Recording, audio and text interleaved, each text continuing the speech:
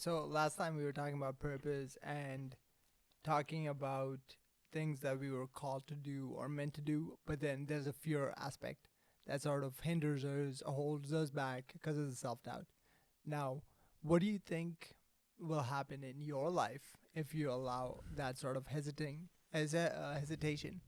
to hold you back?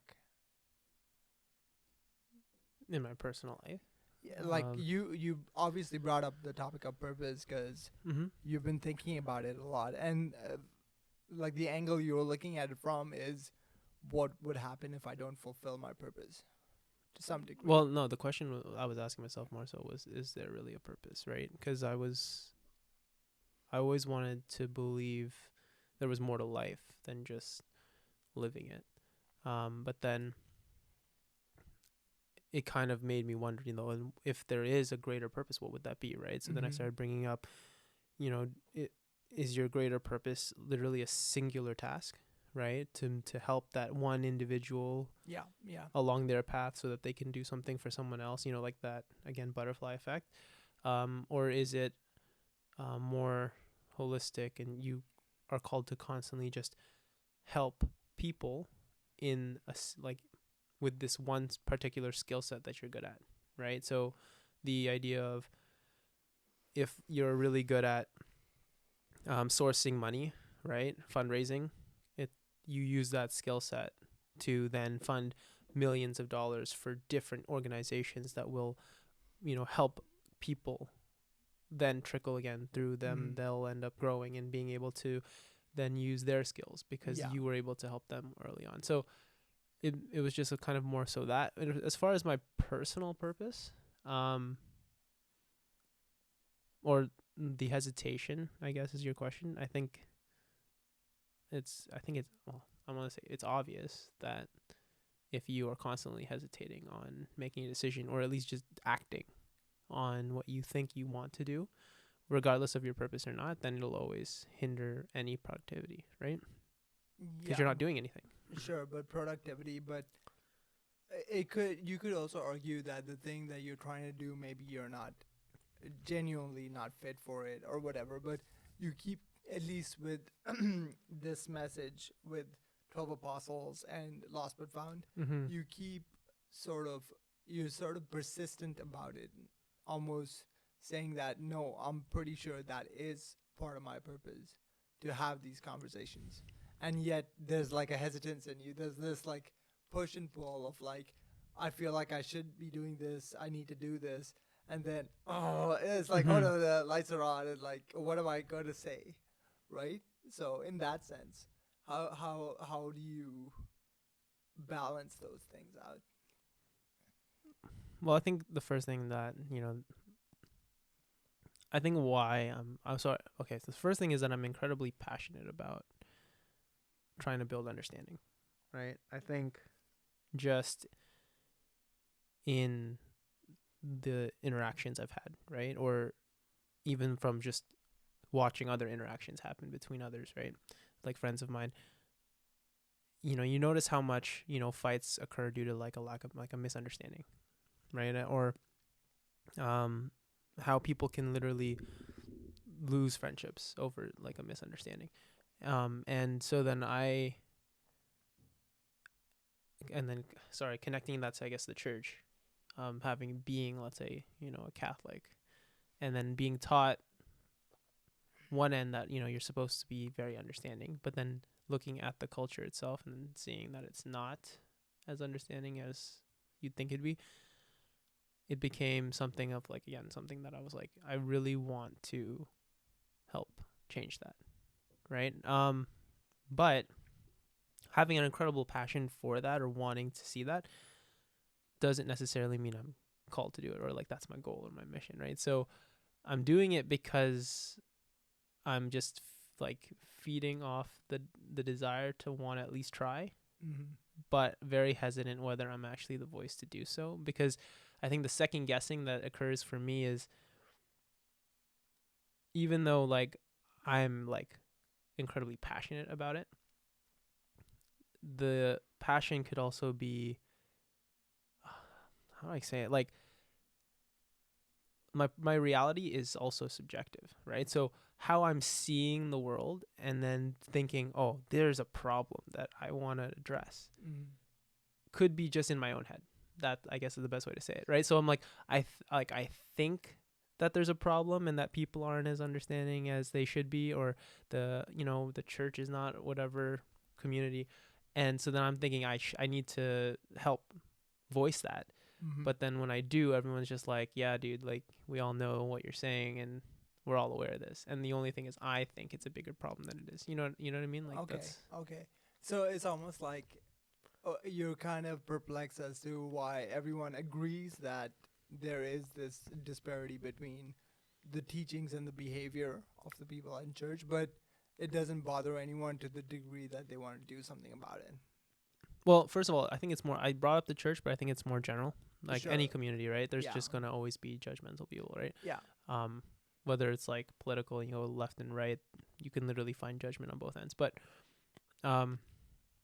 yeah, it's something like that. It's more like, yeah, maybe it's a perplex that let's even take it further. And I go, what if it is that people are actually more understanding, and I just perceive that people are not understanding, but people actually are more than I realize. Yeah. So So there's a problem I've created in my head that doesn't exist. So like, even go that far of an extreme where I'm like, no one's gonna care to want to hear it because no one sees this as a problem, because it's not really a problem. It's not an issue. It's a non-issue.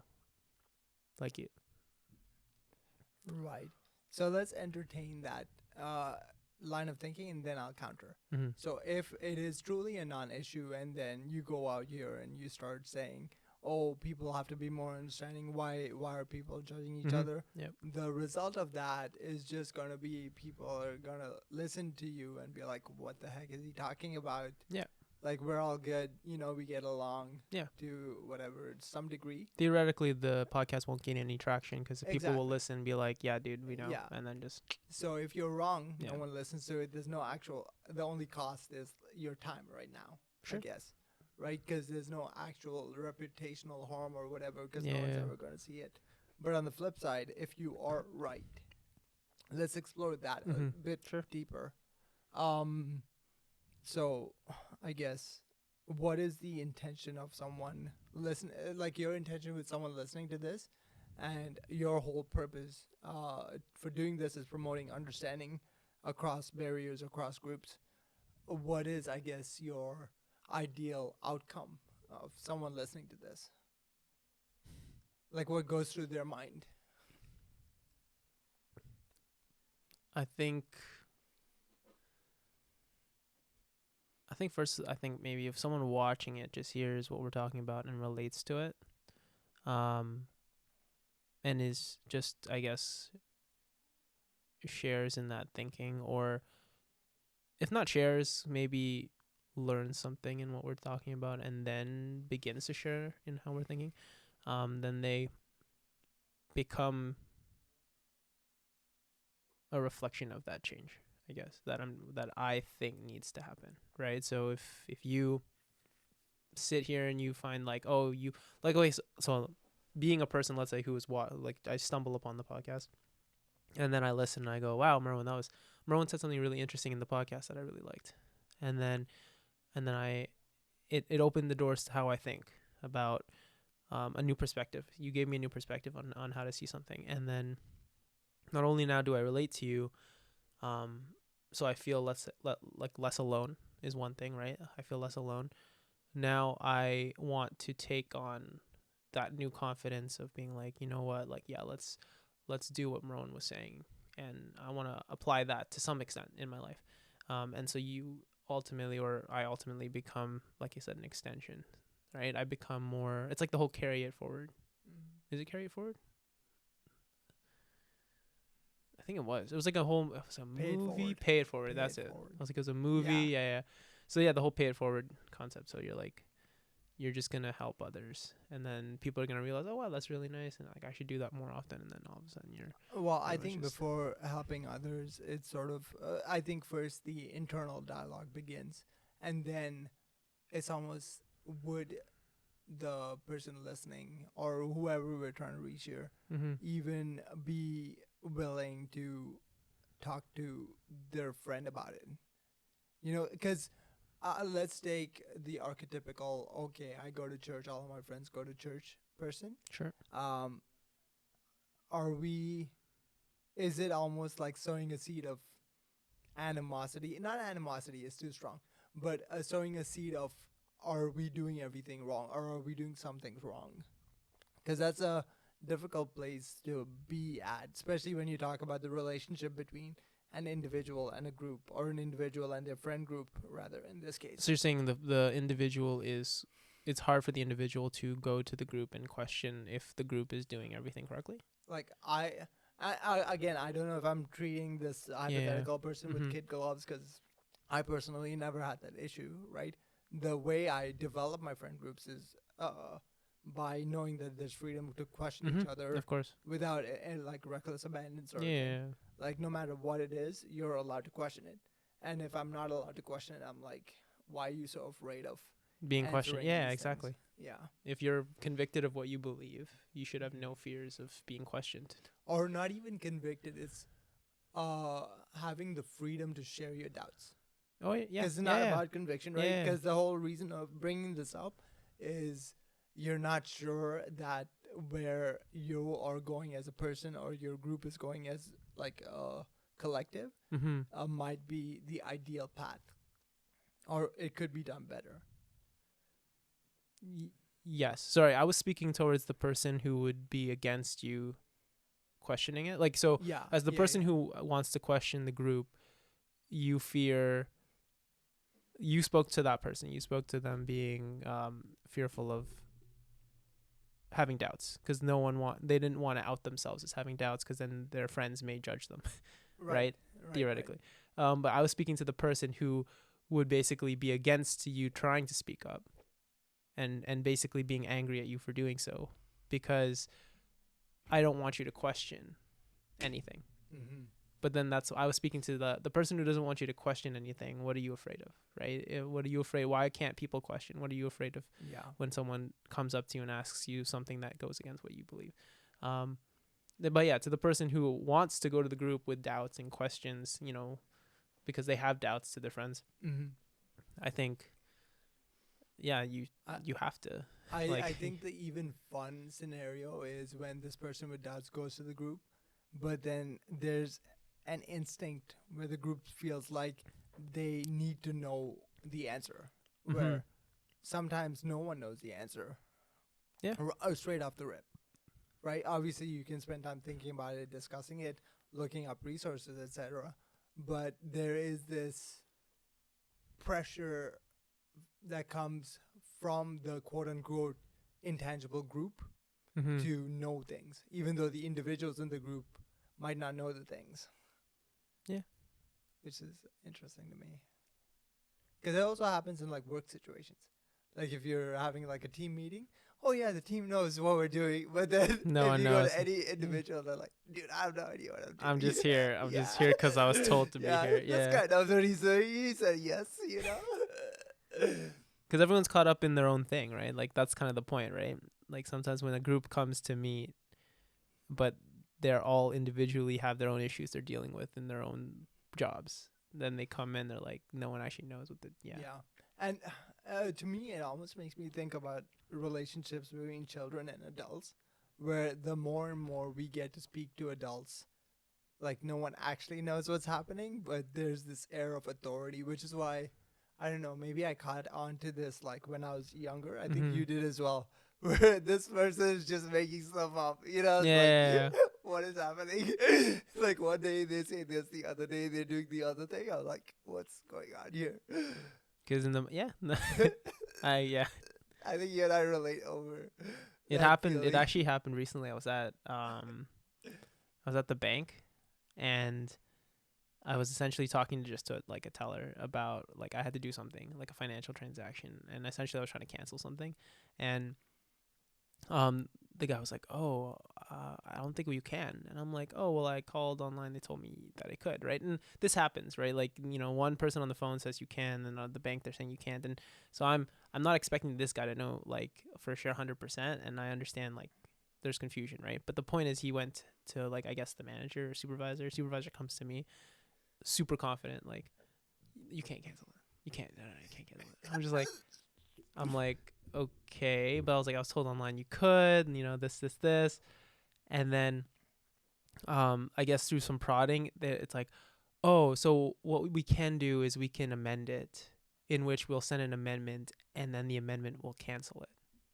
And I was like, so you'll amend it to cancel it? And they're like, yeah, exactly. And I'm like, so I can cancel it? They're like, yeah, but it's not really us who's gonna amend. So what we'll be doing is we'll be sending a document to get it. So then this went on this, and then I was like, okay. So then I was like, so then we can cancel it.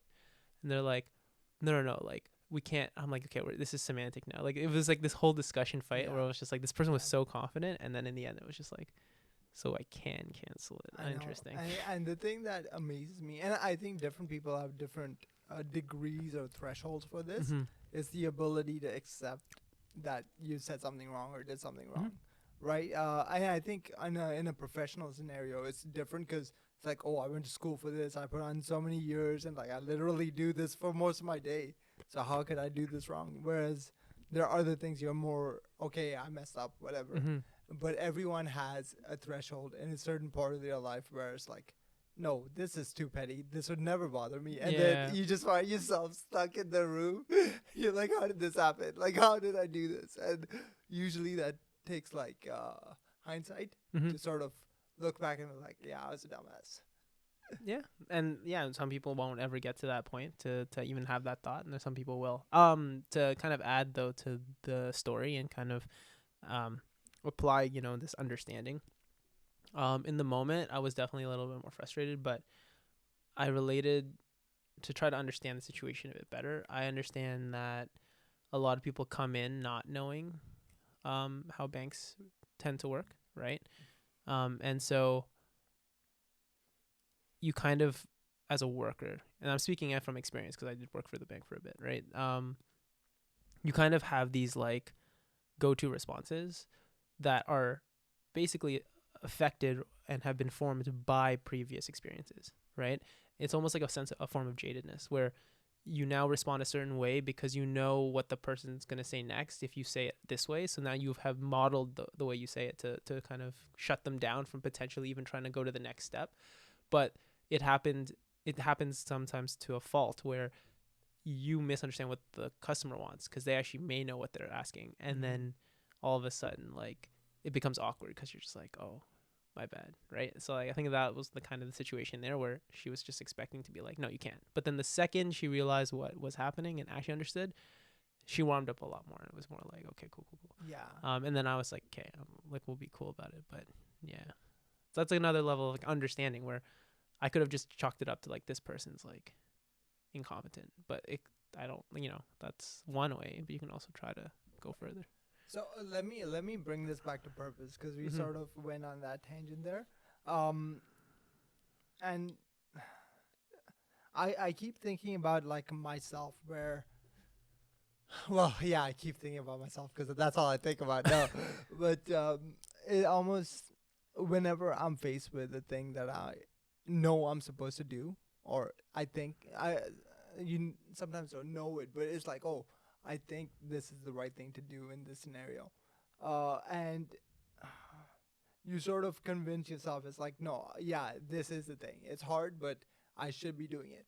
So how do you fulfill your purpose if you feel like so you figured out the discernment part of the decision making part of it. Mhm. It's like, oh, I definitely know I should be doing this, Mhm. but it's still daunting to actually do it. How do you overcome that? Are we talking on?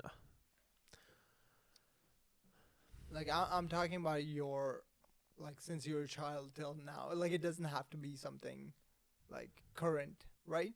I'm Mhm. sort of looking at like trends or tools or whatever you want to call them that can be leveraged to, I guess, start that inertia, start the momentum to like actually Mhm. do it. Because usually the jump starting is a huge issue for a lot of people. I think Discipline is a huge part of that. Not portion, part of it. Just taking one step at a time. Whether it's literally one small thing every day towards your goal. Um, I don't know if it's really answering the question though, because you're talking about the dauntingness of the mission or the goal. Yeah, And I think discipline is an answer. It's a Mhm. valid answer because, you take a big problem, Yeah. you break it up into pieces. It's a very logical approach to things. Mhm. But so let me pick out your response of discipline.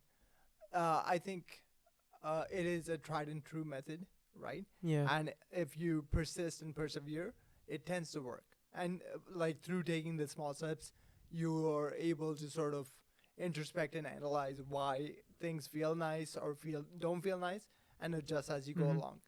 The downside of discipline and breaking it up is it takes a hell of a long time, and it's you're very likely to just like give up midway through because there's no like voila, like ta-da, this is Mhm. happening, right? So how do you balance the discipline aspect with injecting fun into it and like not giving into the impatience part of it?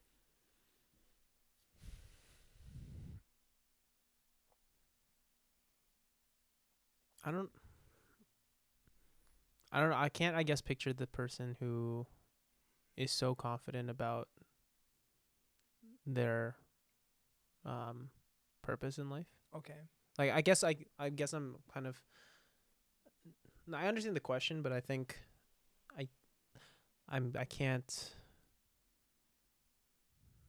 not put into word. Like it's okay. So essentially, you're describing a person who's like, okay, this is my purpose, but then how do they stay on task to do so? Which is it's like anything, right? How do you stay on task for any goal, right? It's not so much purpose is more so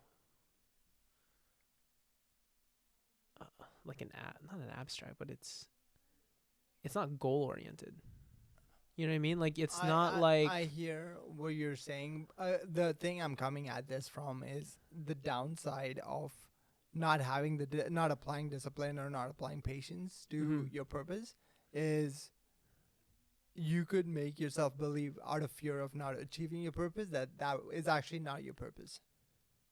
Like for example, you sitting here and like having these conversations, mhm, you could wake up tomorrow and be like I'm really doubting myself.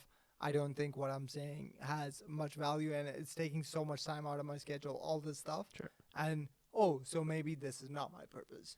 So now it's not even like you dropping the goal out of mhm. the case.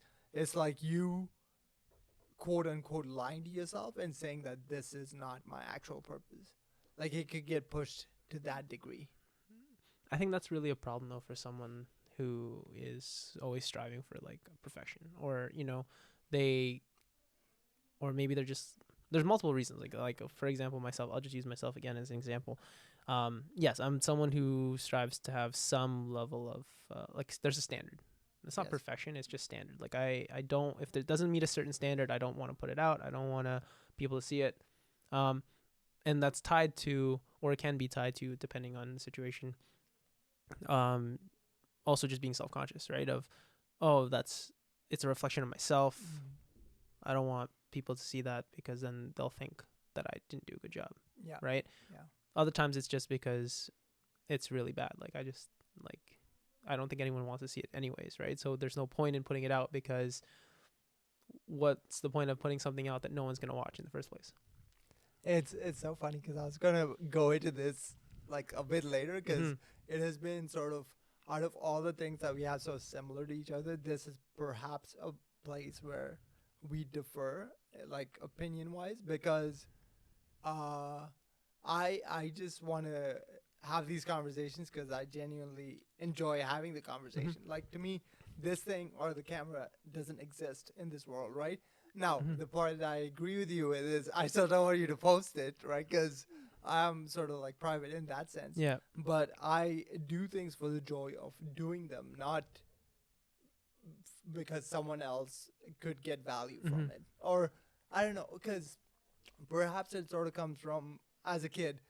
for me, every goal that I had to reach just took much longer. So if I thought about, okay, me trying to run this track or whatever just looks silly, so maybe I won't do it, or I'll do it in the dark when no one's looking, that would just put me that much further back. So Mm-hmm. having grown up with that sort of mindset of like, I don't care who's staring or looking, I'm just gonna sort of zone out. And I Mm-hmm. guess I built a pretty good tunnel vision of like, I actually ignore the people or whoever around me, and I just focus on what I need to do.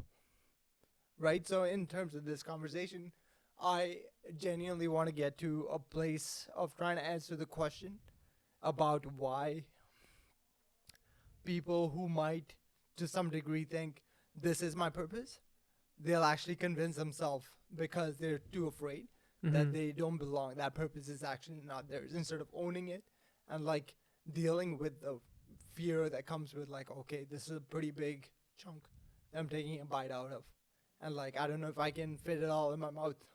I don't know if I can deal with it. Okay, so to kind of finish off then what I was saying, um, in regards to what you had said, I am incredibly blessed to have had people such as yourself and others as well who've kind of taught me though to not always hold everything to that standard that I have to have it, because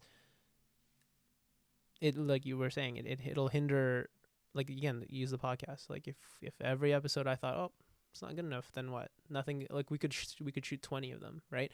And nothing will ever go out, right? And so to some extent, or even the worst is like you're constantly trying to just have the perfect podcast so that you don't even go through the motions of doing at least one. You, in the process of at least trying to do one, you just always cancel. Like you just say, nope, we're gonna start again. That's like the biggest I don't know, it's a fallacy, or it's an issue. Like you shouldn't um allow yourself to do that, because I'm just gonna go into this analogy because it stands out to me. It really spoke to me as well. It's an example. It kind of puts into words, or in like visualizes, like creates a visual of what I'm trying to say. Where it was like a teacher who split up two groups in the class and then says, okay, one group, I want you to make like the perfect clay pot, but your goal is to just make one perfect clay pot. And then you go to the second group and go to the group, I just need you to make as many clay pots as possible, right? Like, just, I want that your goal is to just make as many as possible. In the end, the perfect clay pot, or the most perfect clay pot, came from the group that just made clay pots without a concern of like what they would look like, because they had put in the work to just continuously practice a skill set, that they became better at the craft than the one group who was literally just trying to make the one clay, right? So life is also about putting in the reps and going through the hardship to better yourself. And so yeah, it basically put me in a position where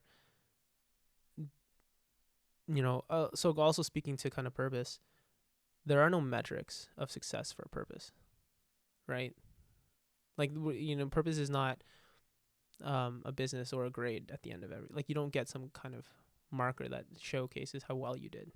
Purpose is just, you need to do it, right? Like if you feel called to doing it, just go ahead and do it every day. Like who's to say that you didn't fully fulfill your true purpose? Like, you know what I mean? Like, what do you even, no one knows what their true purpose is, right? If we go back to the whole point that I was making before, is it just that one singular moment in time where you were supposed to say hello to that one person and change their life forever? Is that your purpose? Is it just a day-to-day thing where you just affect the people around you to the best of your ability, in which you will have no idea what could have been if you did really well or didn't do enough day to day, right? So the best you can do is just take each day with stride and just do what you can, right? So that's kind of the point here. Like, you're doing the podcast, if this is or if it isn't, kind of, we'll never know, right? I'll never know if this podcast speaks to one person and then affects them and affects their friends and then changes something, like who knows. But to not do it at all, because I'm afraid of not, or failing, or it not being good enough, well, Join the club. Yeah, exactly. Join the club. Join the club. So it's the funny thing as I was sitting back and like listening to you is you just checked another box off in the podcast or realm of things of saying the story on two different episodes because I was like I Did heard I this say it to story. the I've first heard time? this story before. Well, it all depends on whether you post the other one or not, right? Did I But say it though earlier in the purpose episode? I I'm probably like I've did. heard this story, and before you said the story, I'm like, oh, it reminds me of this story I heard before. Right? So, but it also speaks to like the ability of Mm-hmm. stories to like convey a larger theme that is harder to stick, just Mm-hmm. in an abstract form. But okay, so let's switch the table to me in a certain sense, I guess, where perhaps you have found this means or the method with the people around you to overcome the questioning or the whatever. Mm-hmm. But perhaps I am still stuck with trying to figure out if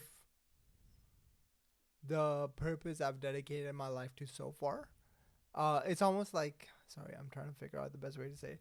Let's say you're following purpose A and like you've built your character and your personality around this. I identify with this person who sort of is hardworking and like Sure. perseveres and does Okay. whatever. And then you hit a wall and you're just unable to work hard. You're unable to sort of persevere or Mm-hmm. persist. And you're just like, you're doing all the things that are against your characteristics, against your character, against your typical lifestyle, Mm-hmm. right? So if you find yourself in that position, um, do you give up on your purpose, or you're just like, okay, I just need to be way more patient with myself in this scenario, so until the point where I can actually fire on all cylinders all over again? Because to me, at least, it's very tempting to be like, okay, if I'm not moving forward, I'm gonna move backwards, right? It's like I willfully move Mm-hmm. backwards. So and like that does come with like fear or like it almost comes from a place of what the hell is wrong with me, why am I not doing all the things that set me up for success so far, right? And we all know that life has its ups and downs and all the weird stuff that happens in the middle. Mm-hmm. um but what would you say to someone like that who's just like, oh no, I'm just gonna up and change purposes? I think it almost doesn't even matter what I say, in all honesty, um, because the answer is just very much again go taking it day by day, and then the comforting words of it'll pass.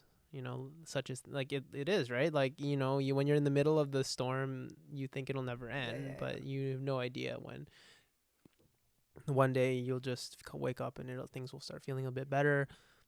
Something good happens, little piece by piece, things yeah. start falling into place. Like you don't know, no one knows, right? So the best thing you can do is again put your head down and then just take it day by day. But it's irrelevant, right? Because when you're in the middle of it, it It feels like everything you hear is copy and paste yeah, all the platitudes in the world, exactly. and it's just nothing. And the words don't actually mean anything.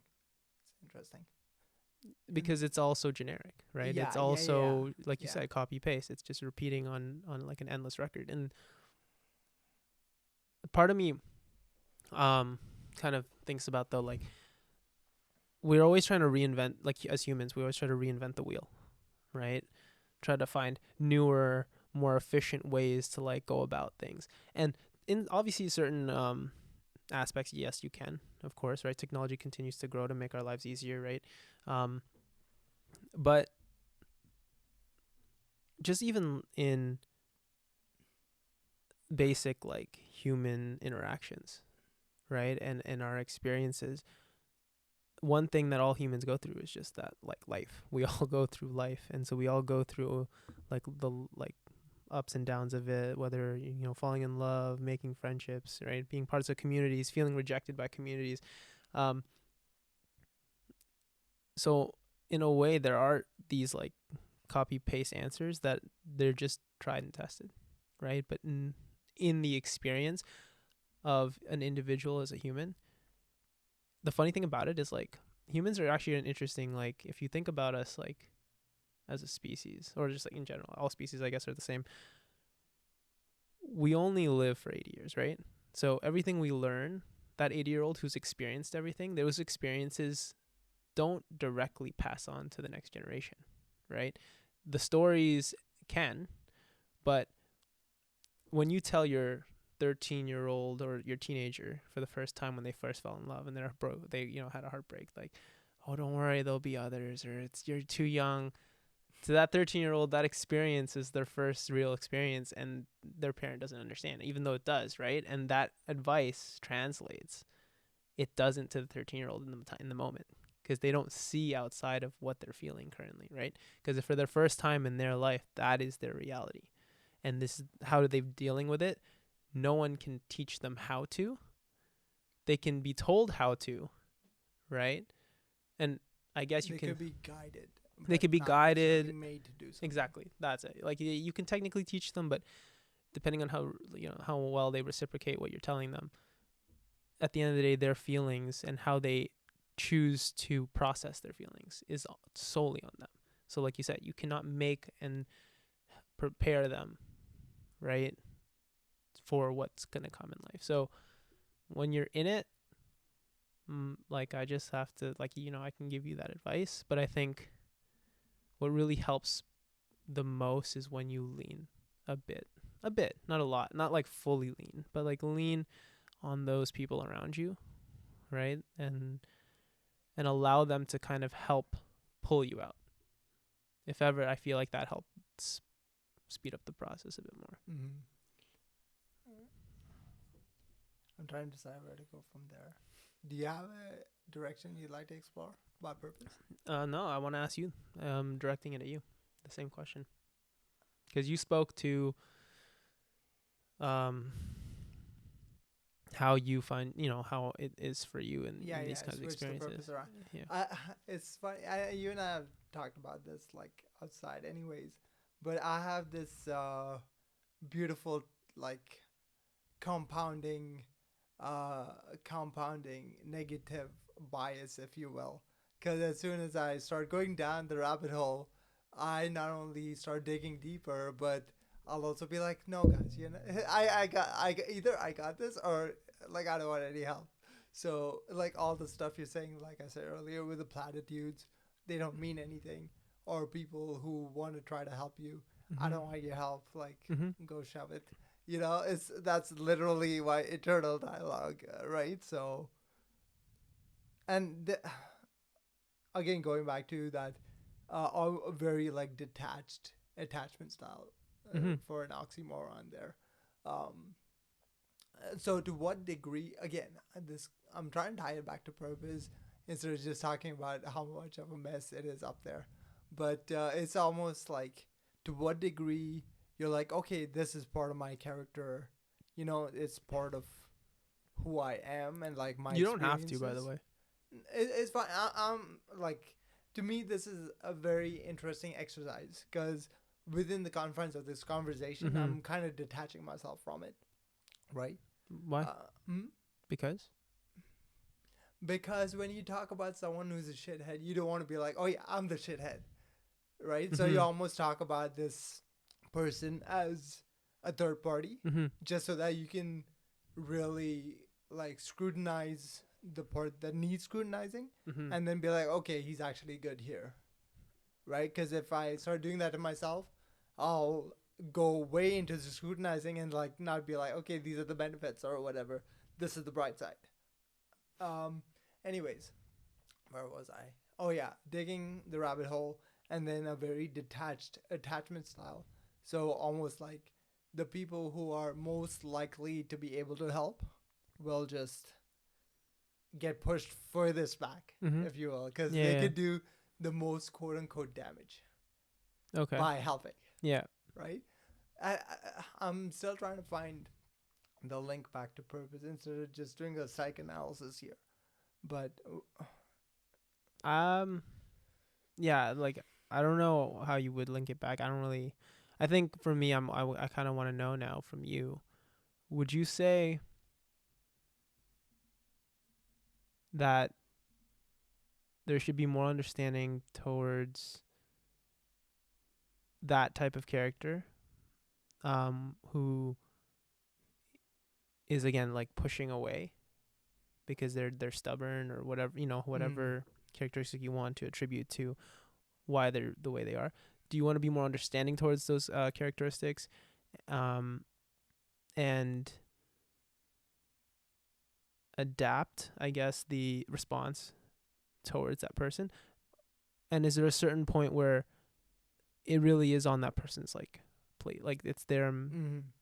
um essentially, because you could be more objective and be like, this is the most optimal way when the person has these characteristics, and then once you are, don't have those, and you become more stubborn or against help, we can try to apply these responses, but I want you're to. at a certain point a lost So cause, and it's wait, just like, I'm kind of lost. I want to be a bit more specific mm-hmm. in like when you say these and this response. Sorry, yeah, So, just to summarize what you're trying to say, if the person is very detached, mm-hmm. you can either say let them be detached and find themselves through it, and like it's on them, or I need to do my best to make them see the merits of attachment and like try to pull Mm-hmm. them out myself or help them pull themselves out. It's more like, yeah, just it's not so much do that action specifically of trying to show them the merits of attachment. It's, do you have to change the way you're going to respond to them, Right. um to help them though, right? Or is there this point where you're just like, nope, it's clearly on you, and you just see me when you're ready for like help? Mm-hmm. See, I think to some degree, because I hold people accountable for their own actions, like Mm-hmm. primarily, Yeah, obviously you get influenced or I whatever, agree. Yeah. but because people are accountable for their own actions, the, my answer would be it is on them to decide what they want. And if they decide they don't want help or they don't want whatever, then it's your prerogative. Mm-hmm. And then that's where they can start convincing. And that's the scary part for them in this case, because that's where the purpose shift happens. That's where I guess the quest or the idea of hope sort of like shifts on itself, right? Because either you have a temporary downturn and then you start actually working on yourself, or you start shifting. It's like, okay, these things that I used to do, this person I used to be, no longer exists, Mm-hmm. and then you sort of pivot away from your identity and craft a new identity around this Yeah, darker, you evolve. the dark side. Or don't. Yeah, I guess. Yeah, Yeah. no, that's what I'm going to, right? Oh, you're looking at the bright side even on the change. I didn't even think of that. Yeah. Ah, I'm thinking more like, yeah, how to help people find that peace again. So I'm thinking like optimistically of they'll my get there mind is on their not own. there. Oh my God. Yeah, speak on it. Speak on it. Tell me more. No, it's just I think um I've always I've always been someone who wants to like help, right?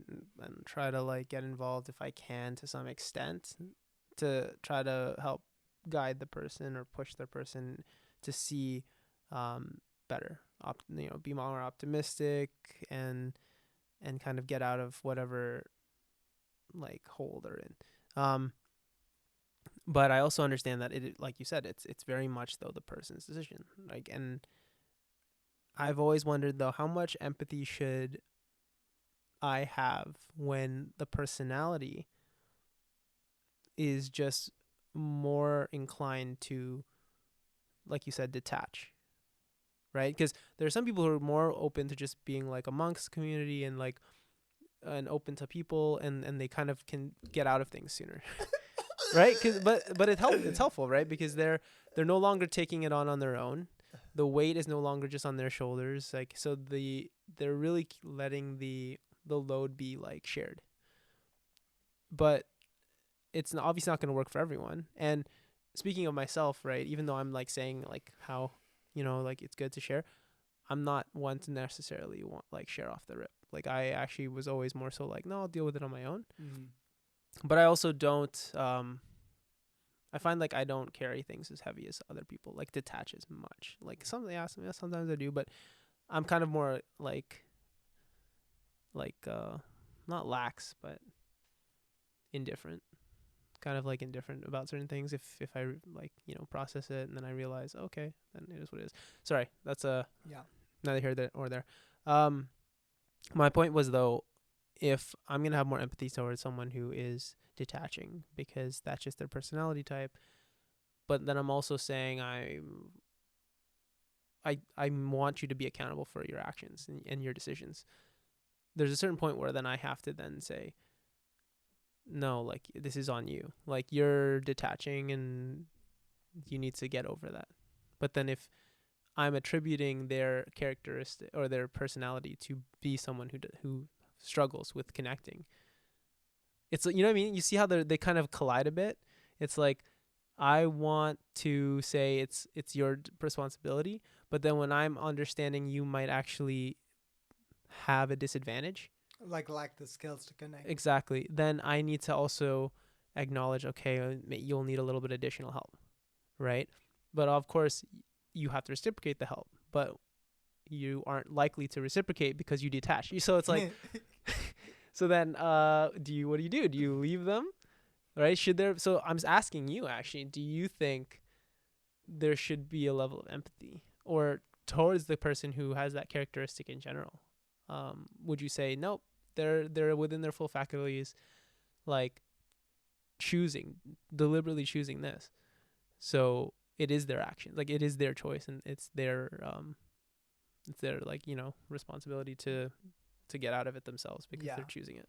I think every every spectrum has its limit, so you can try, you could do whatever to some Mm-hmm. degree, but if this person starts like lashing out and like intentionally like ruining things and like making your life harder, Mm-hmm. then is it actually worth the effort? Is it like what are we actually trying to get done here?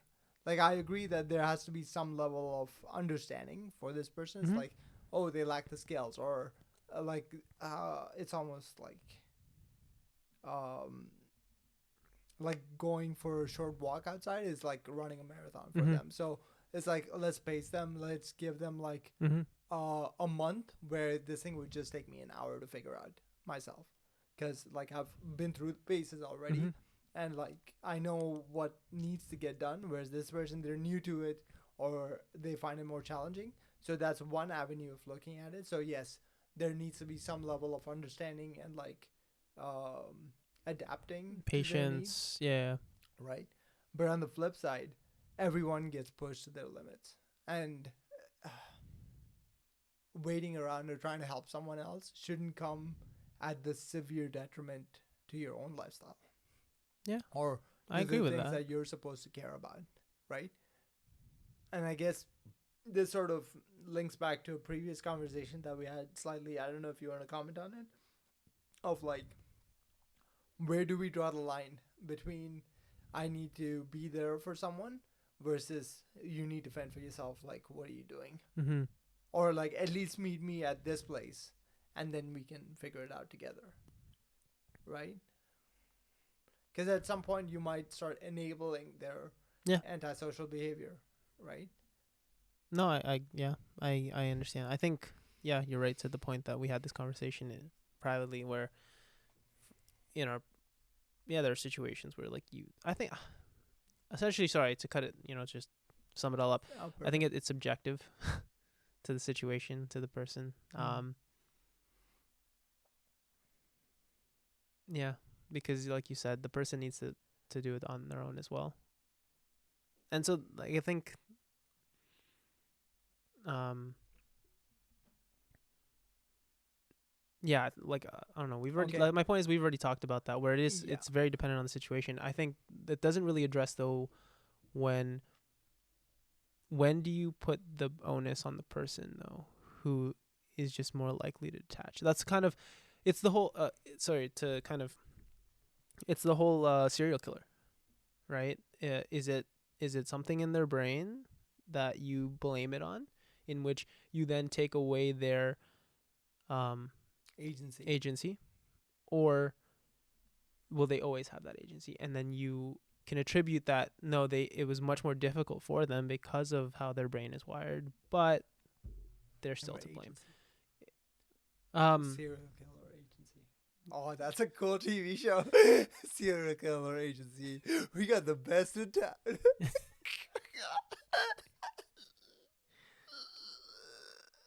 yeah, I think I don't know if we're equipped or if you have an opinion on it. I just think that when it comes to someone who is more inclined to detach and be disconnected, I want to say that they're still responsible for their decisions and being able to get out of it. But I acknowledge, though, it's a lot harder for them. So I wonder, though, how hard, people should be on that person, or how much more empathy they should have and patience. That's kind of... It's funny because when I look at the bright side of detached people, I think only detached people understand how to attach with detached people. Only detached people? I need to say this, but I think detached people truly know how to attach and connect with other detached people. Yeah, that makes sense. Because I have a couple of friends who, like, I sense it, right? I sense what I have in me in them as well. And so when I'm sitting around a table and like having a conversation, I can easily talk to them for like 5-6 hours. Easy.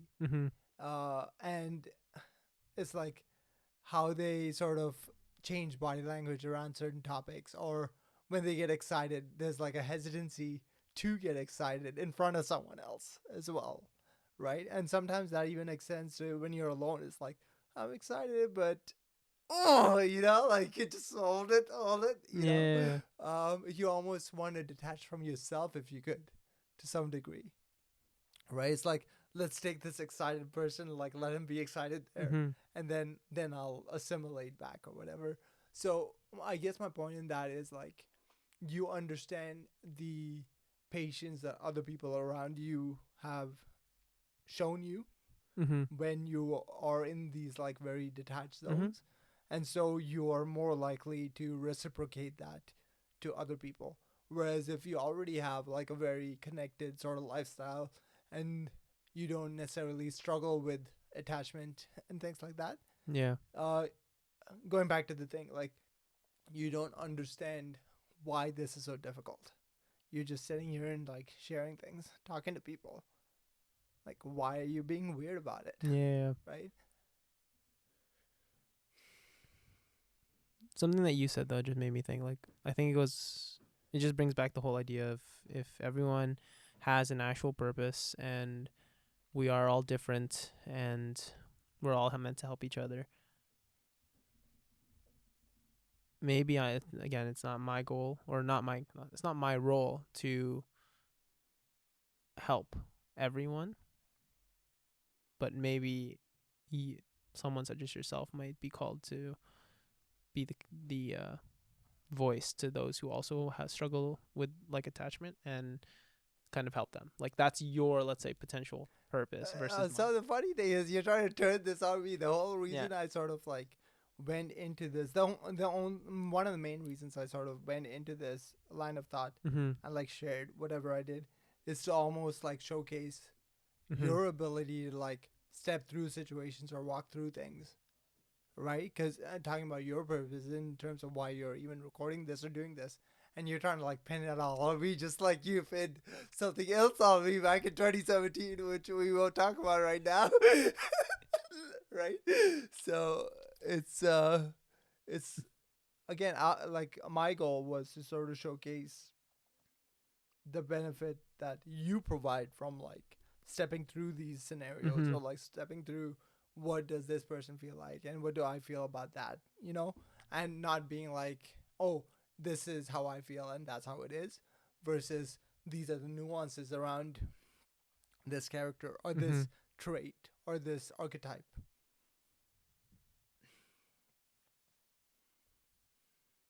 Sorry, I think I missed what you were trying to say. Um, I'm just gonna say what I was thinking when you were speaking, Sure. like what came to mind, and it was a little bit about.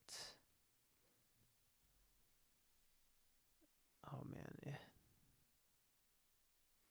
you know when you get caught with your pants down a little bit and you feel like the awkwardness? It was like The that. Like shame. I was thinking about what you were saying and then went into a thought, then got caught not understanding the full point of what you said and then being Okay. like, "Oh." And then now I'm like awkward. That's fine. It happens. um Where were you going? I think my thought though was cuz I'm trying to recall it now cuz I went to that's what I mean. Like Distracted I got yourself. I distracted myself with not with feeling like my pants were down and I was just like, "Oh, this is weird."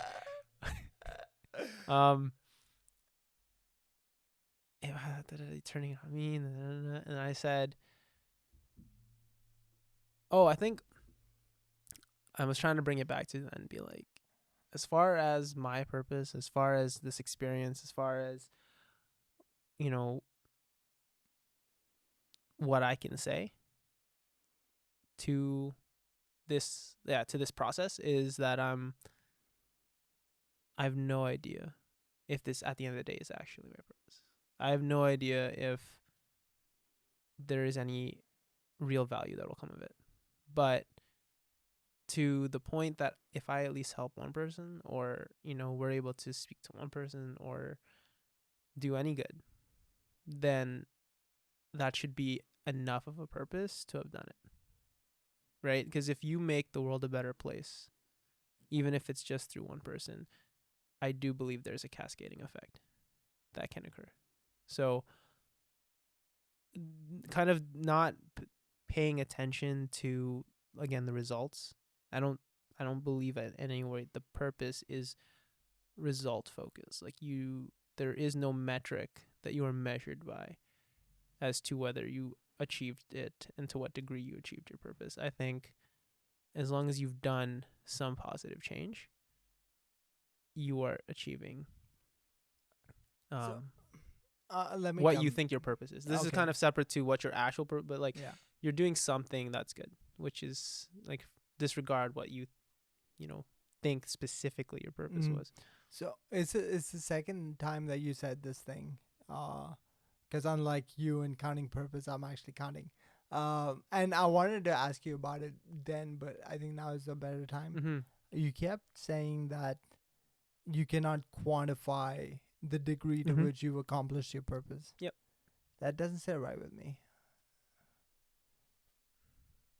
Like maybe I'm conflating purpose and potential, and if this is your 100% Mm-hmm. potential, like you've achieved some portion of your full potential, right? So how is purpose different? Like, is it because it's more abstract and therefore it Yeah. cannot be quantified? Like, I think that's exactly the point, right? When we were even talking about purpose, I proposed these different ideas of what it could be, right? And they were all, it was either much more vague and open to just like a multitude of tasks, or I isolated it to one specific task, right? It's is it just the general purpose is to be a good person, not even action oriented, just to be in a state of good, like a good being.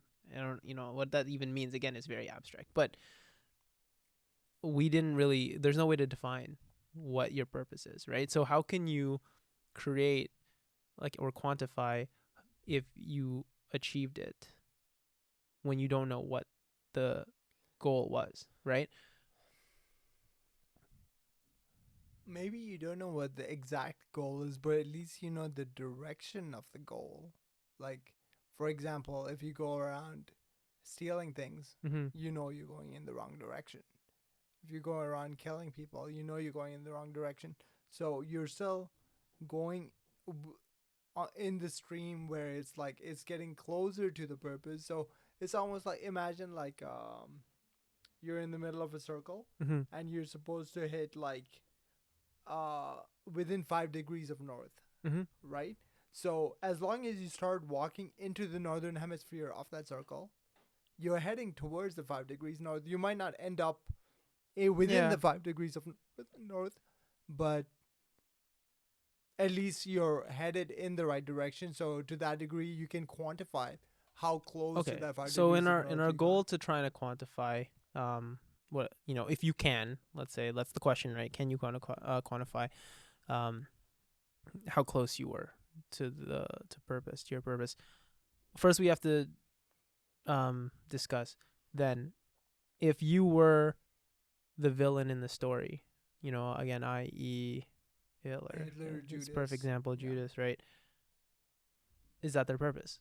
I would argue no, right? Because if you, and this is we're gonna have to bring God into this for this discussion, Sure. because I guess at least in the way we're defining purpose right now, and that Let's we do can it do with God and then if do you it. have to, Okay, and yeah. then we can. Well, because okay, you could then argue fine if you had no God, and then like there what why would there be any purpose, right? The whole world was built off of just like random, like it was basically random chance, right? Okay. Like two cells, big bang, like everything was just chaos essentially. So us just being here is just luck. So why would there be any kind of purpose to our lives, right? I think purpose ultimately has to include a creator, includes a design, right? The purpose, like when you design something, it's designed to have a purpose. That's the point. So if you are going to talk purpose, you have to talk God. So, Let me. Can I okay, question sure. that? Yeah. Uh, let. It's interesting where you're talking about a designed intended purpose versus finding purpose because. Okay, so let's take the non-God approach where this is random chance, right? Mhm. Evolution, all this Mhm. stuff, without a design or without Mhm. an intention Yep. behind it. Just due to the sheer fact that we happen to exist in all of this Mhm. nothingness, Mhm. we have the onus to do something with what we have. We have the onus to do something with the potential and with the abilities that we're Yeah. given. Sure. So that I think that's That's where the not but purpose that's not does make. purpose. That's what you want to do. Like because you have an onus, you're saying you have an onus. It yes and no because technically you could take your life and want to just squander it. And that's your But decision. it is a slap in the face to all of the nothingness around you, right? Because you could have been the nothingness. Yeah, but You could have that never doesn't mean existed. you have purpose or that you have to have a purpose. Like It's like essentially you're saying is um because I am fortunate to have this life, existed. Yeah. I should create something or do something with it. Yes. But it doesn't mean that there was a preconceived purpose. You are Yeah. fulfilling, and you're not necessarily fulfilling a purpose, you're just doing something. I fail to recognize it. So I agree that there's no preconceived Yeah. purpose, or perhaps there is a preconceived purpose just from the roll of the dice and like how the physics turned out to be. Mm-hmm. Like we are fulfilling our purpose just by existing because the cells or the atoms, whatever, Mm-hmm. are fulfilling their purpose through us. It's almost like our conscious. Do you know what I mean? Um, sorry, it's like a weird thing where our consciousness is actually a tool for the physics around us in this scenario. Sorry, I'm just gonna cut in. I'm just gonna kind of ask you a question then. Sure. Let's say then, without God, right? And again, we'll use Hitler. Okay. Hitler wakes up, and goes, "This is my purpose." Then that's like Like for the Holocaust is Hitler's purpose. yeah. He wakes up and it's like, "This is what I'm meant to do." because I need to fight for my country, all this stuff, whatever, Yeah. and just destroy these Or enemies. yeah, exactly. I Yeah. need to exterminate whatever, Yeah. like whatever his reasoning Yeah. behind anything is. And then do we all collectively then go, it wasn't good, but he fulfilled it. He fulfilled his purpose because he created that purpose for himself Mm. and he fulfilled it. Good point. Like I think the thing is, I guess it still works. Just because it's a bad thing doesn't necessarily mean he didn't. That it wasn't a purpose. It's just it doesn't sit well because it's just very weird to kind of accept that you can tell a human that, yeah, if you wanted to do something evil, quote unquote evil, because again, in this world, like there is no good and evil necessarily. I think we're going away from, I guess, the logic of this thing. Just because Hitler says, "Oh, killing the Jews is my purpose," doesn't Mm-hmm. mean that it's true. Because people in a godless universe could still be wrong, right? Like, Yeah, but no, the point you were you don't. making is that in a godless universe, purpose, which I was saying is preconceived, by design, you're saying no, it doesn't necessarily have to be. The fact that you just are put on this earth by pure chance means that because of in basically because you're fortunate enough to live, you should then search for some kind of purpose while you're here. Do something. So then I go, okay, so Hitler goes, this is my purpose, Yeah, but his like to he start a was. war that would be remembered for the ages.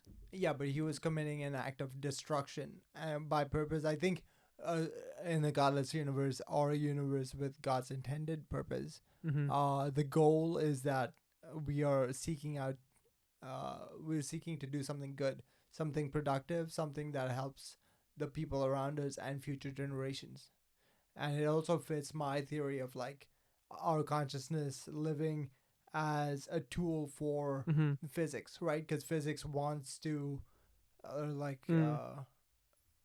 keep itself going. Sure. I'm Okay. not making the best. I didn't say it the best way, but Mm-hmm. nature. No, I need to be careful. Basically, any evolutionarily whatever is alive wants to survive, Okay. right? Yeah, Um, that makes sense. so again, back to this Hitler thing. Just because he chose something destructive and made that his purpose doesn't mean it is the right thing, right?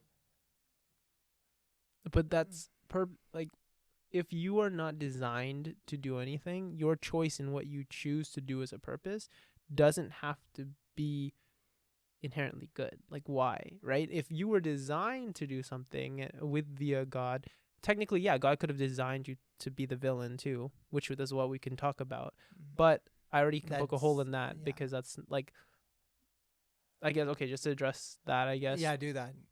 the 'Cause point is like if God created a perfect system to which everyone, if they did exactly what they're supposed to do to get to heaven, would essentially then help bring each other up, you would like Eve would not have bit the apple, we would all lived in the like it's like that idea, like we would have not um we wouldn't hurt each other, right? We wouldn't cause pain, we wouldn't, but we're kind of all doing that.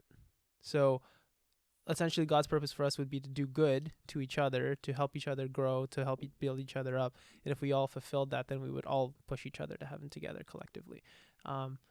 But then the idea is that, of course, we don't fully always know our purpose at all, and we're living our life figuring it out. So we're making mistakes, we're doing whatever we can. So we're essentially bumping each other and hitting each other and like causing. Sorry, I'm kind of getting into a whole thing of like. no, I think the point you Yeah. were trying to make is God didn't intend there to be villains. God did not create villains. Yeah, sorry. Like I guess I was hard finding I was having a hard time finding the words Yeah. to break it down. The point was, yeah, the God didn't design it because theoretically, if we all did good and fulfilled our purpose, we would help each other up, lift each other up. There would be no bringing each other down, because the whole point of God is to bring us to heaven. Well, thing like that. Sure. Well, not the point of God. Sorry, the whole point is for all of us to bring each other up to heaven. Not the point of God. Sorry, I'm just fascinated now with the idea of God did not create villains. Like I think there's so much more in that statement. Mm-hmm. Uh, where and I think I want to define villains in like different degrees and different scales, right? Like the Hitler or the Judas is like a large scale villain that history looks at and can agree that this is a bad person. Mm-hmm. But I think a villain can also relate to any one of us amidst committing sin or doing the wrong thing. Like in that moment, we take on villain like traits. We, right? Because we are engaging in an activity or a thought or words Mm-hmm. uh, that are counter to our intended purpose, Mm-hmm. which our intended purpose is perhaps not to do any of those bad things. And like you said, make sure everyone goes to heaven. So Or it's do good, just essentially do sure. good to help everyone lift each other up. Exactly. Yeah. Yeah. Uh, it's so funny because we don't want to look at ourselves in that light of Mm-hmm. like, in this moment, I am personifying a villain Mm-hmm. because I think it is also damaging, right? Because almost tying your identity with like, oh, I'm now a villain, and that doesn't help you, like quite a bit. Mm-hmm. It helps you to the degree that you can acknowledge your faults and then try to improve on it, but it's also damaging because now you tie your self identity with this negative space. I'm now in the Hitler group. Mm-hmm. I'm now in the Judas group. Yeah. Judas group. It's a cool band name. Um, but you see what I'm trying to get at? Like, Yeah. we like to externalize villains, Mm-hmm. but the sheer fact is, to some degree, we are villains. Maybe just to the people around us, or sometimes maybe even to ourselves, which speaks to like your whole idea of sinner, right? Like Yeah. acknowledging that aspect of ourselves, but to what degree is it also damaging? I don't think it has to be damaging. I think the point is it's damaging because we live in a culture that demands us to be perfect or okay, that's not fully true. That's not the words, but it's like Can I say that we live in a culture that demands us to be the best version of ourselves? Like demands it, yes, not just hey, you should do better, but I don't know. kind of, yeah. I'm also trying to go outside of just Catholic culture too, right? Like Sure. initially you're talking when you brought up sinner in the t-shirt, right? That Yeah. that was specifically to the Catholic culture of oh, we're all sinners yet we're also expected to have everything figured out immediately all the time. Especially if you go to church, it's like you should be better than that then. It's like why? Like right? So Yeah. that is why the sinner shirt existed. If I go into the actual culture of the world, technically, we're all like it's more of a you do you as long as you're not hurting others. That's kind of like the standard, right? As long as you don't hurt others, you're fine. Like you go on, do your thing, because you're not affecting negatively other people around you. What's the big deal? Um, so I guess technically there is no um, yeah, there's no high expectations. It's really kind of like the bare min standard. Just don't don't bother people, right? I think you're alluding to a world in which it's very there's pretty much moral relativism. There's no like uh ideal to aspire towards. There's no common ideal rather Mm-hmm. to aspire towards. And I don't know, maybe that's dragging us too far off topic because that world no doesn't make sense to me. Like Yeah, I I think. agree that I don't want to tell people what they should be doing or should not be Mm-hmm. doing, but I would also like there to be some agreement on we should all agree that certain things are right, certain things are wrong, Mm-hmm. and maybe certain things, a better way to put it is certain things are more right than others. So it's almost like not judging the people who are not the 95th percentile, but at least we can agree that some people are closer to quote unquote righteousness. And this has nothing to do with going to church or reading the Bible or whatever, but just in the way that you behave, in the way that you treat other people, live your life. I want to believe that there are people who are closer to being 95% righteous, and other people are maybe 60% righteous, maybe 30% righteous. And the same people might shift depending on the day or whatever. I agree with that. I don't have any issue with what you're saying. I think you're right, though. We are kind of going away from the initial question, which I'm still interested in. But because you were trying to quantify purpose. Yes, thank you for pulling that back. And then we went into trying to then address, like, do we have to then acknowledge, though, first of all, there's got to be a God in this story, right?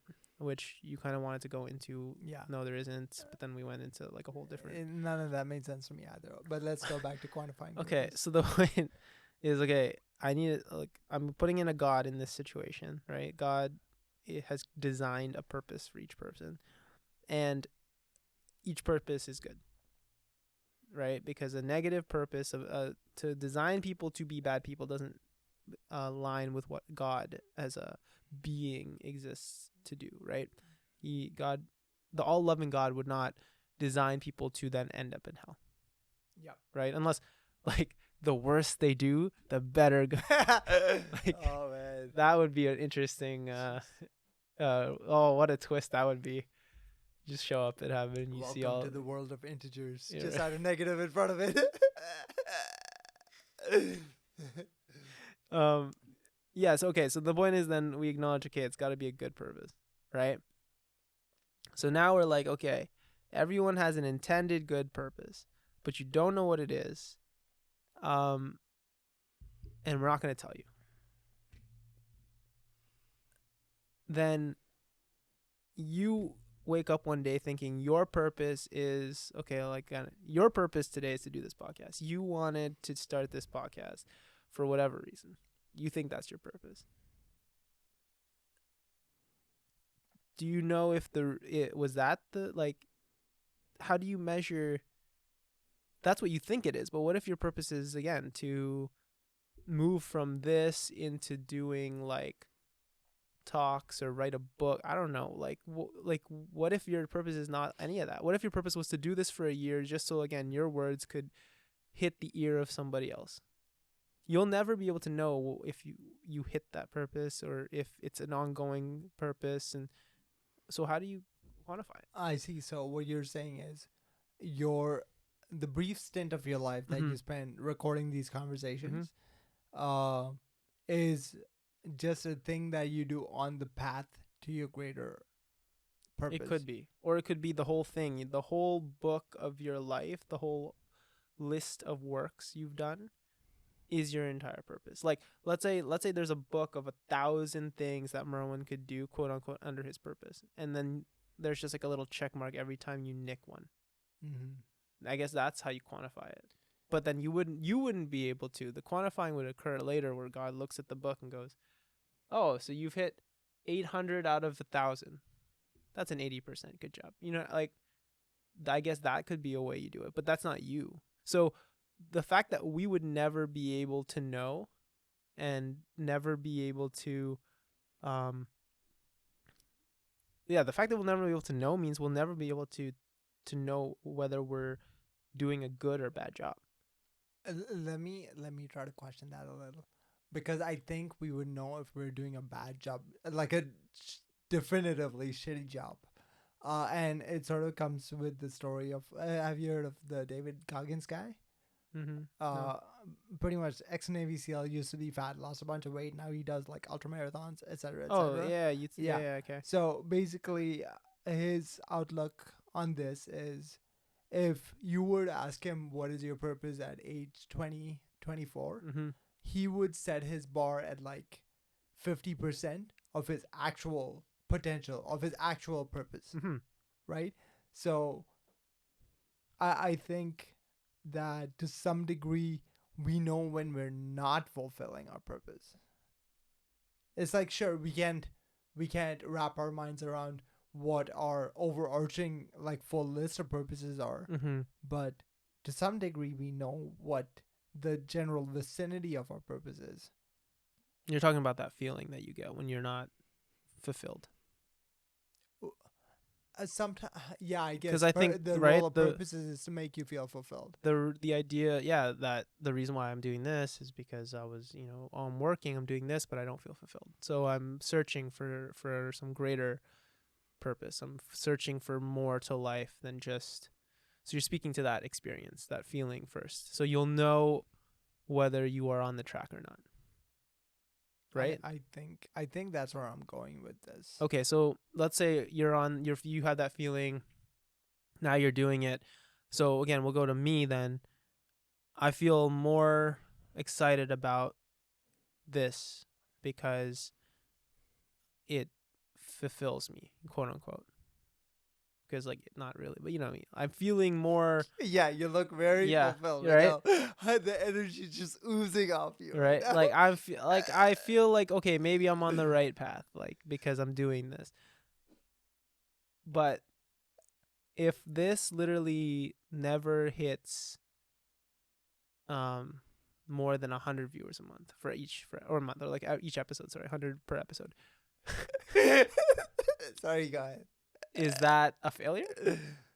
I won't, like, there's no reason and there's no point in giving a benchmark of how many I need to hit to feel like I'm really hitting my purpose now. Then just, right? Like, what? We only hit 100, so I'm not doing enough. I need to do more. This right? is like, funny to me because I think the purpose is not in the number, not in that. Screw you. Quantify. Screw off. You're literally. Oh, you literally like made me disagree with myself. That's so bad. That's so bad. I hate this.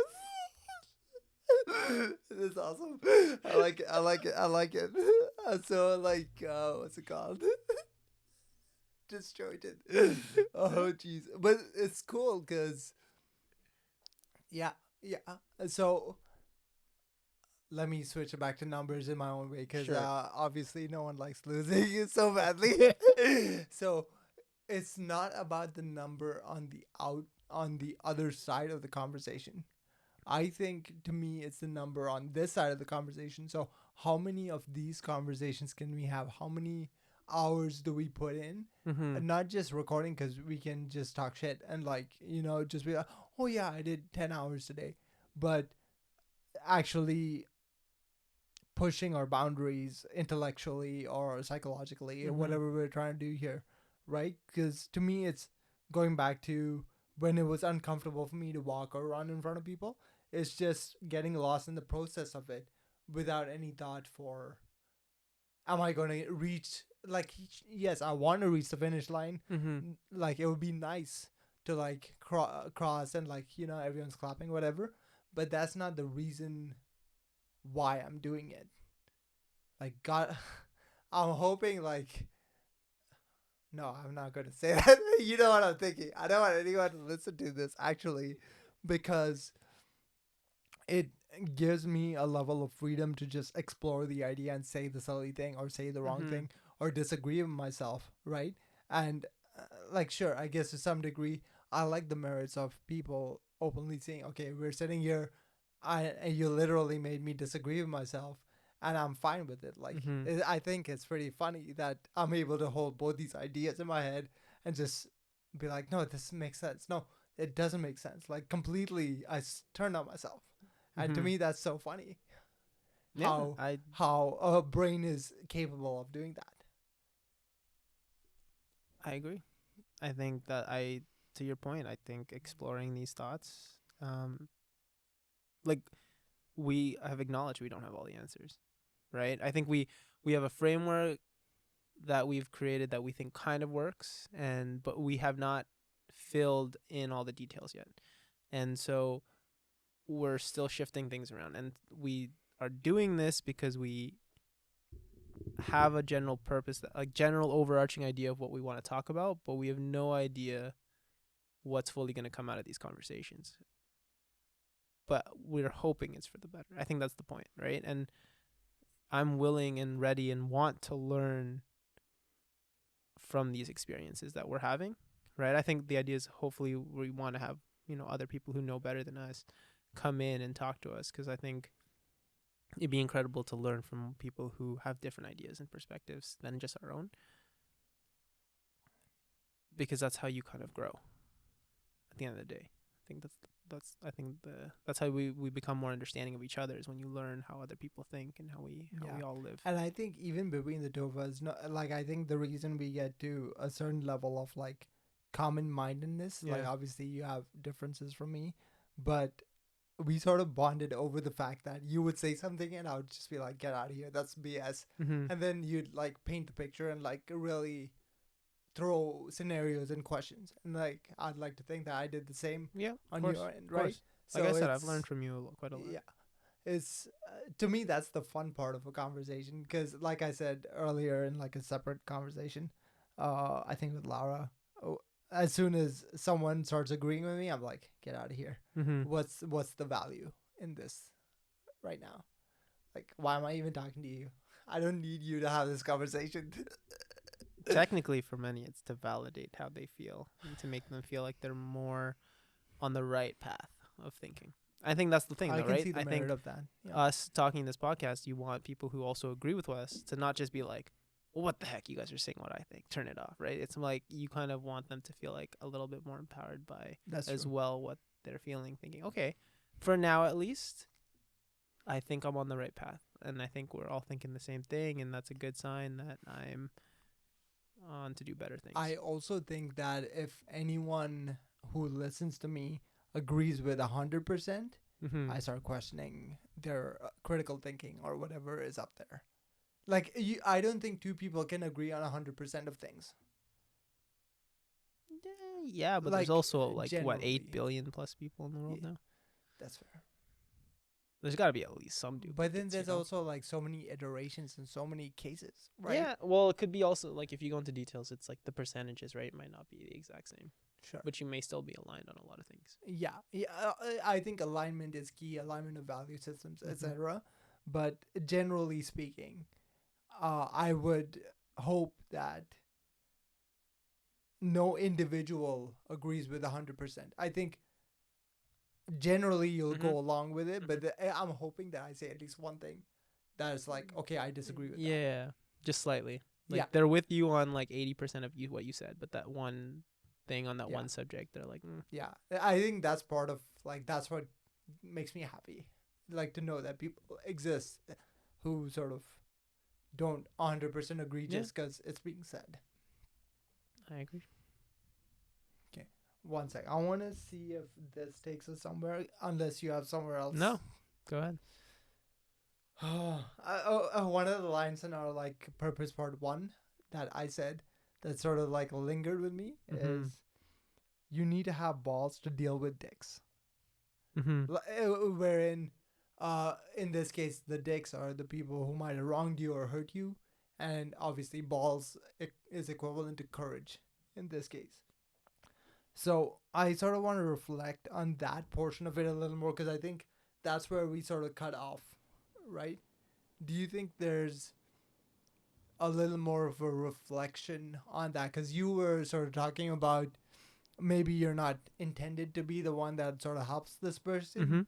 that hurt you, but it could be in passing or this person reaching out. Um, and I was sort of thinking through how difficult it is pragmatically to mend that fence or bridge that gap and like heal the wound. How? Sorry, say that again. How difficult is it to amend what gap? Uh, Dealing with the dicks? reconcile with someone that Yeah. has hurt you, and like, because perhaps your purpose is to some degree helping that person get over like the reasons that they hurt you or whatever. So someone hurt me, Yeah, and I'm called now to help them yeah, for whatever yeah, reason. yeah. And how do I deal with that? Yeah, like how do you see that? Do you think that's just a fairy tale, or do you think it No, could actually honestly, it happen? happens. I think, yeah, it's definitely harder to find someone who'd be willing to do that, but I think it does happen. I think it is just a skill of separating the two, compartmentalizing the action or the personal feelings towards that person, and the, I want to say, objective need that is required, or the objective like response that you have to have. Where it's like the whole, like a doctor, right? Like if a doctor is in a room with some, like the killer of his wife, right? The doctor has the skill set to save his life, but then he also has this vendetta. Let's make it a bit more Professionally, general, because I think he wouldn't be allowed to operate on the killer of his wife, but yeah, a killer who's or like sure, taking yeah. lives. Yeah. Well, I'm trying to though speak to the personal, like Oh, I see. I see. it. Yeah. There's the point is though, there's some you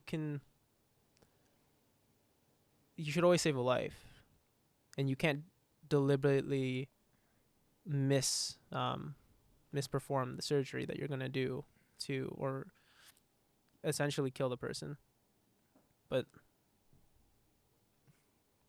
yeah, I think you get what I'm saying, right? Like the point I do is get like, what you're saying, but I am trying to relate this back to like the purpose topic, mm-hmm, right? It's like, how do you know if it is your purpose to help the people that wronged you versus? oh, how do you know if it's your purpose? Yeah, I guess so. Like we're still talking about purpose in this scenario, right? I thought you said, like, I thought your question was how would, like, how would you do it? And I think Yeah. How?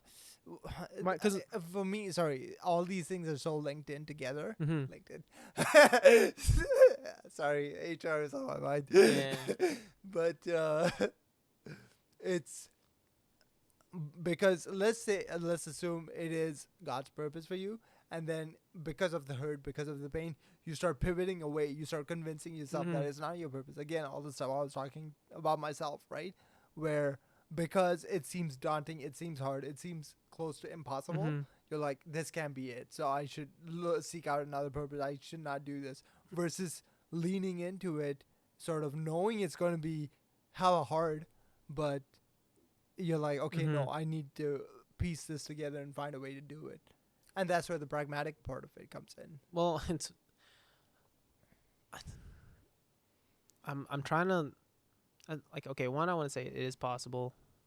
Two, I think it just requires a higher tolerance towards like personal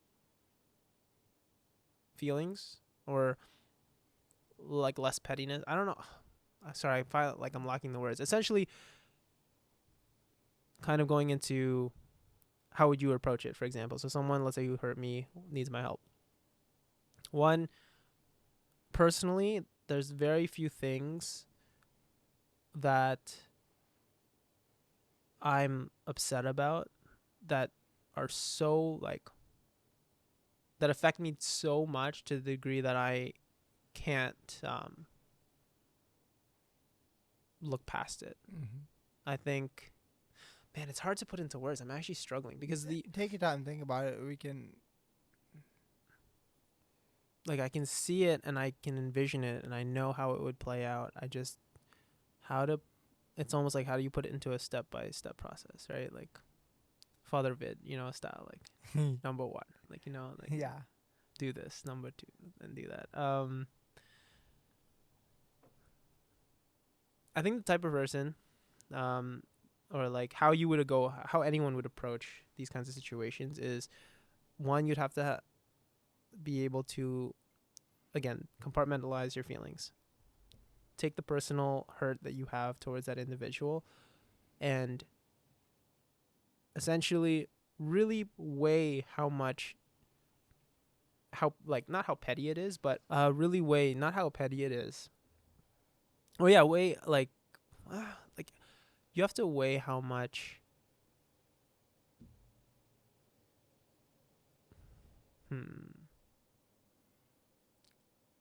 Is it your propensity for self-givingness or whatever the word is? No, I'm trying to say essentially like remove your personal feelings, put your personal feelings aside and really weigh the action that they did objectively for what it is towards the action you're going to do for them.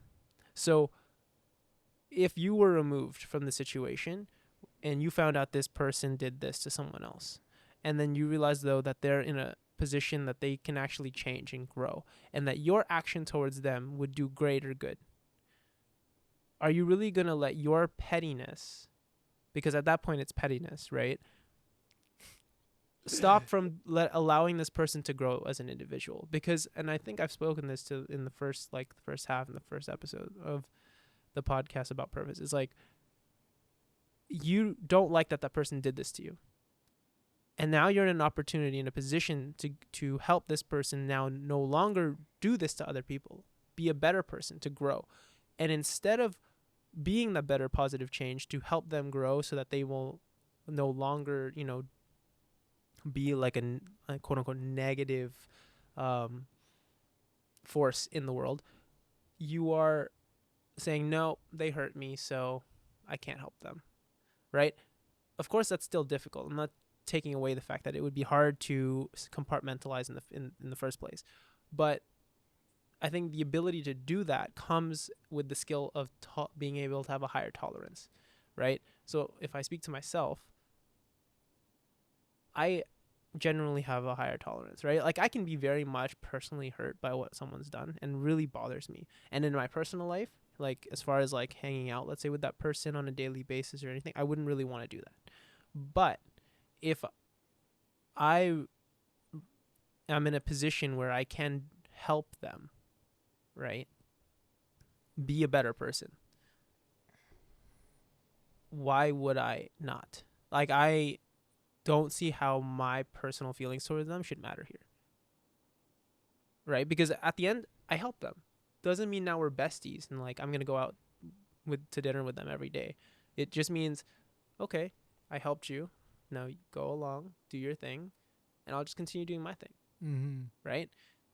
And then you never know. Even like maybe one day that person then apologizes to you if they haven't already, or you find some form of peace, right? And of course you don't do it for the peace because you don't expect that they will, but maybe in the end you guys end up becoming friends again, or and I think at the end of the day, idealistically, you don't really want to go through life and at the end have not enemies, but people you're not on good terms I with. think what you're alluding to is the idea of grudges. That right? too, Like holding a grudge. Yeah, like in general though, the grudges, yeah, you like.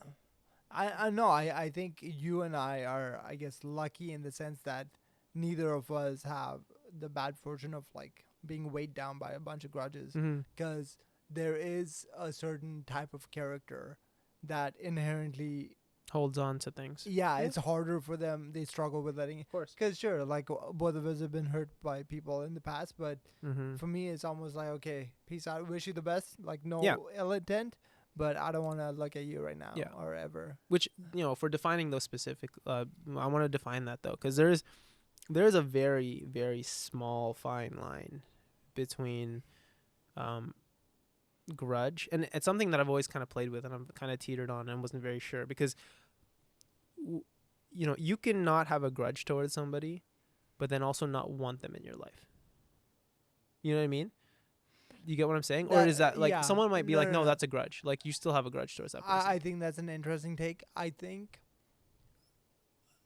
like it depends on what you mean by in your life. I agree, because I've even spoken to like a priest earlier where it's like, just because I choose not to share certain things with certain people or not want to spend time with certain people, does that mean I'm a bad person? And he's like, that seems absurd, because I want to spend time with my friends and people I have more in common with.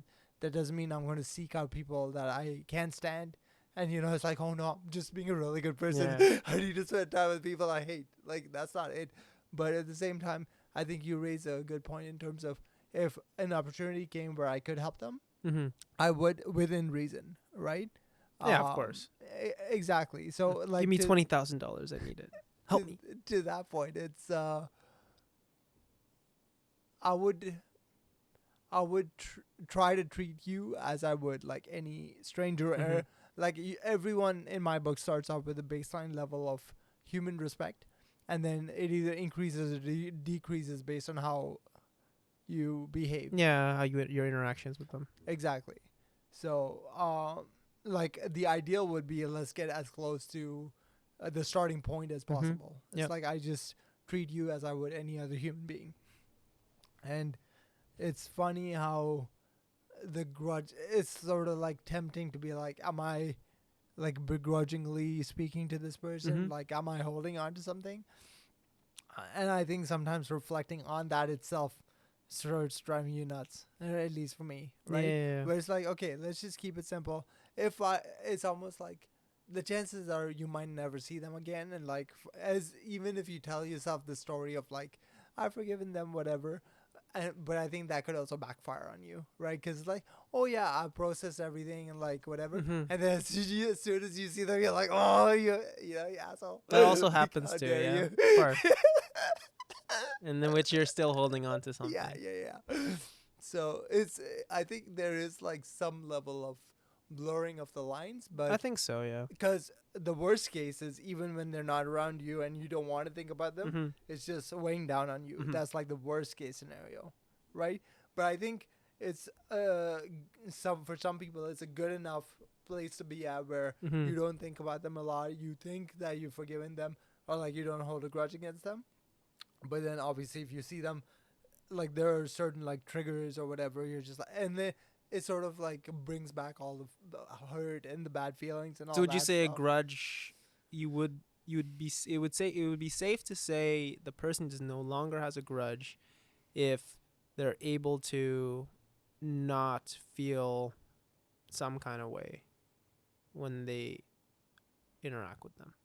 Yeah, I think that would be, and genuinely, not Mhm. like not like you're masking it or whatever, but So if you're not okay, so what if you're really not a fan of that person? Like, as in how they do things. Like, it's just their actions, the way they approach things, or how they handle things, just doesn't work for you. So mm, that's why you're like, you know what? Like, teach their own. yeah, You be happy. I'm fine with that. And I don't feel. You bring up the person, whatever. I'm not bothered. I'm not upset. I'm not. I'm yeah, very like indifferent. It's very indifferent. It's like, okay, whatever. yeah, But you tell me, okay, let's go hang out, and I go, there's nothing appealing about that situation. yeah, yeah. Like I don't, and it's because I'm just not a fan of how that person interacts, and so I kind of want to just keep my distance. Is that a grudge still? I don't think so because that brings me back to the thing of like, am I called to like be besties with my Mm-hmm. enemies, Yeah. right? Well, you And said like, enemies though, so or technically, no, or people I don't like, or I use the term as the Bible uses the yeah, term, yeah, right? In that sense, I'm not actually. It's like friend enemy. yeah. You seldom label like the people around you as friends and Hmm. enemies. No, it's In exactly that's that fair. case, Yeah. right? But like yeah, so it doesn't mean that I need to look forward to spending time with them, or but to some degree, it's if the people around me are spending time with Mm-hmm. them, I would feel comfortable recusing myself from that situation or Yeah. excusing myself from that Mm-hmm. situation because like I don't enjoy their company or whatever. And I think the whole grudge system can extend for all the way from like just being around them Mm-hmm. or having people talk about them around you, um, to trying to personally help them out with Mm-hmm. something, or on the far side of it would be like if they were dying, would you like help them in some Mm-hmm. way, right? Because then in the worst case, even some people with grudges would be like, okay, this person's like terminally ill, whatever, so I can help them drive to the doctor. Like weird scenario, hypothetically, like Yeah. I would, because they truly need the help, and perhaps no one else can offer that.